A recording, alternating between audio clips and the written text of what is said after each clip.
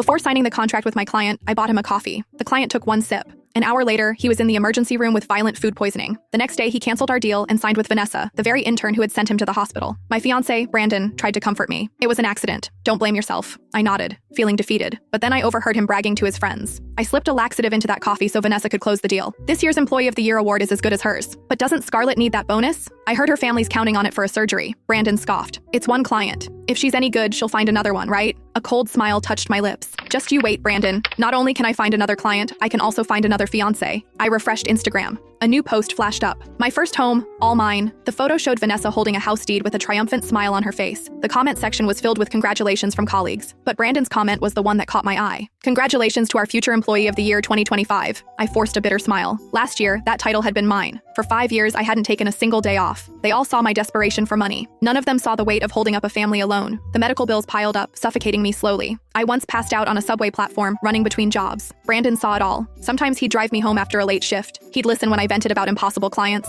I never imagined he'd betray me for Vanessa. Tears came, hot and unstoppable, streaming down my face. At that exact moment, my phone rang. It was my mother's doctor. Your mother has just passed. I'm so sorry. If we could have operated soon, there might have been hope. I don't remember how I got through the funeral arrangements. Brandon called several times during those blurred days, but I never picked up. For the first time, he seemed anxious. He blocked my path the moment I walked into the office. Where have you been? You never take days off. His expression held no concern, only the cold irritation of someone who'd lost their grip. I couldn't be bothered to respond. Seeing me about to walk away, he grabbed my arm. What's wrong with you? A few days apart, and you're like a completely different person. Before I could answer, Vanessa suddenly appeared. Brandon, can you help me? Brandon's attention instantly shifted to her. What is it? Take your time. Vanessa bit her lip, her voice laced with remorse and a hint of self-pity. You know, I just put down the payment on my apartment last week. I thought I had enough for renovations, but the budget just exploded. The contractors are ready to start, and I'm completely broke. I've asked everyone. No one can lend me anything. I'm so desperate, that's why I came to you. Could you? Yes. Brandon didn't let her finish. He then dialed a number, his tone devoid of hesitation. List that wedding house downtown for me, right now. No matter the price, it has to be sold today. Yes, I don't care how much of a loss we take.